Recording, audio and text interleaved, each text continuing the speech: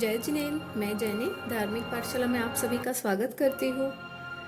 आज बारी है निबंध विभाग की, जिसमें हम जानेंगे सामायिक के बारे में। सामायिक क्या है? सामायिक किसे कहते हैं? सामायिक मतलब साम प्लस ईक। सामायिक मतलब समभाव और ईक मतलब भाव। तो जिसके द्वारा समभाव की प्राप्ति होती है उसे सामायिक कहते हैं। समता भाव से की गई साधना को सामायिक कहते हैं। सामायिक में हम 18 पापों का त्याग करते हैं। सामायिक 1 मुहूर्त की होती है या फिर 48 मिनट की होती है।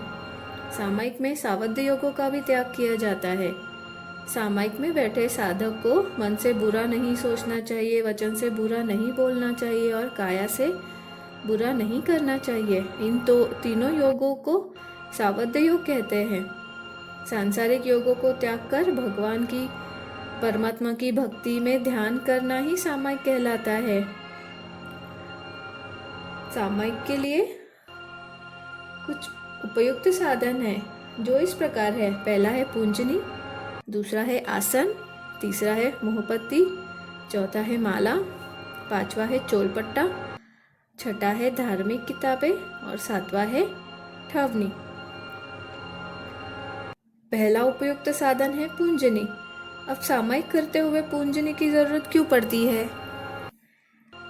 पूंजनी इसलिए चाहिए कि हमें चींटी आदि सूक्ष्म जीवों की हिंसा के लिए, इस हिंसा ना करने के लिए इसका उपयोग करना चाहिए। इन छोटे छोटे जीवों को हमें हाथों से नहीं तो पूंजनी की सहायता से इन्हें दूर हटाना चाहिए।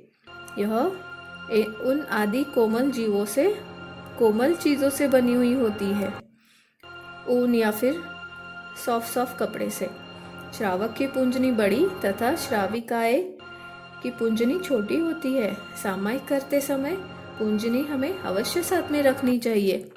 चींटी जैसे सूक्ष्म जीव जंतु आसन या शरीर पर चढ़ जाए तो पूंजनी से उन्हें यत्नपूर्वक दूर करना चाहिए, जिससे हम उन जीवों को कष्ट ना पहुंचाए। तो ये था पूंजनी का महत्व। दूसरा है आसन। सामायिक में हम आसन क्यों लेते हैं? सामायिक में बैठने के लिए आसन का उपयोग होता है। यह ऊन से बना हुआ सफेद या फीके रंग का होता है। आसन बिछाने से छोटे जीव आदि अपने शरीर पर नहीं चढ़ते हैं, बाजू से ही निकल जाते हैं। इसीलिए हमें आसन का इस्तेमाल करना चाहिए। या फिर सामायिक करते हुए हमें पहले पूंजनी से उस जगह को साफ करके फिर आसन बिछाना है। इसीलिए आसन उपयुक्त है। कहीं हम उन जीवों पर जाने अनजाने में बैठ न जाए, इसीलिए। तीसरा उपयुक्त साधन है मोहपत्ती।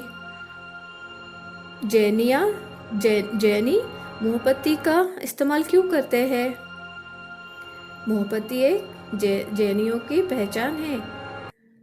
यह स्थानकवासी जैन धर्म की एक विशेष निशानी है। यह सफेद रंग की होती है। इसे धागे से मुंह पर बांधना यही भगवान की आज्ञा है।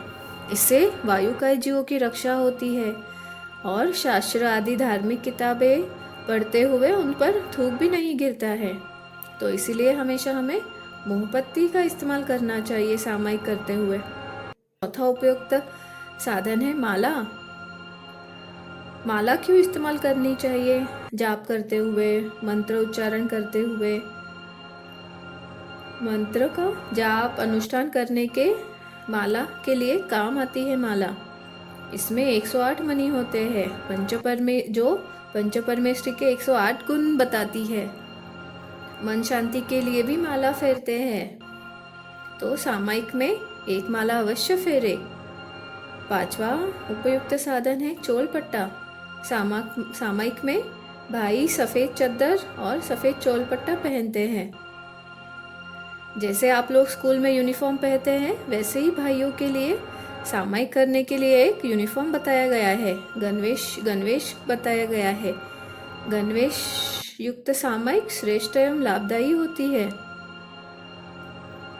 छठा उपयुक्त साधन है धार्मिक किताबें। सामायिक करते हुए हमेशा हमें ज्ञान पढ़ना चाहिए, ध्यान करना चाहिए। इनके अध्ययन से, इन किताबों के अध्ययन से आत्मज्ञान में वृद्धि होती है। धार्मिक ज्ञान का बोध कराने वाली किताबों का वाचन करना चाहिए। तो हमें इन सामायिक में ज्ञान मिलता है। ज्ञान दिव्य प्रकाश है, वह अज्ञान के घोर अंधकार को हटा देता है। विनयता पूर्वक हमें इनका वाचन करना चाहिए और पढ़ा हुआ कभी भूलना नहीं चाहिए। शांति से पढ़ाई करनी चाहिए, नया नया अध्ययन सीखना चाहिए। सामायिक में एकाग्र होकर ध्यान करना चाहिए, उससे हमारा ज्ञान बढ़ता है। किताबों को फाड़ना पटकना नहीं चाहिए, मोड़ना नहीं चाहिए, ना ही किताबों पर बैठना चाहिए, या फिर कॉपी को हमें फाड़ना भी नहीं चाहिए। जो भी हम सामायिक में पढ़ते हैं उसका उच्चारण एकदम साफ होना चाहिए। किताबें संभाल कर रखना चाहिए, दूसरों को पढ़ने के लिए देना चाहिए। ज्ञान का दान करने से ही ज्ञानावर्ण कर्म टूटते हैं। तो ये था धार्मिक किताबों का महत्व सामायिक में। अब जानते हैं सातवां उपयुक्त साधन है ठवनी।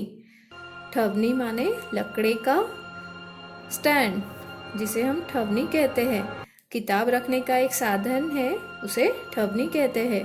किताब फटे नहीं अथवा बिगड़े नहीं, इसलिए ठवनी की आवश्यकता होती है तथा इससे एकाग्र चित्त होकर वाचन होता है। तो सामायिक करते हुए हमें वाचन करना चाहिए ठवनी धार्मिक किताबों की। ना ही किसी से गॉसिपिंग करनी चाहिए और ना ही किसी से झगड़ा आदि करना चाहिए। सामायिक में एकाग्र चित्त होकर धर्म ध्यान करना चाहिए। आप भगवान की भक्ति करनी चाहिए। इसलिए कहा गया है, मुझे कुछ लाइन्स याद आ रही है। करोगे सेवा मिल जाएगा मेवा, करोगे धर्म टूटेंगे कर्म, करोगे जाप मिटेंगे पाप, करोगे अच्छा सुख पाओगे सच्चा, करोगे दान बढ़ जाएगा मान, करोगे सामायिक हो जाएगी आत्म सफाई। तो आज से हर रोज एक सामायिक का लक्ष्य जो साधक साधेगा वो भव से पार हो जाएगा। तो आज के लिए बस इतना ही। अगली पाठशाला में फिर मिलेंगे। तब तक धर्म ध्यान करें और धार्मिक पाठशाला से जुड़े रहें। जय जिनेंद्र।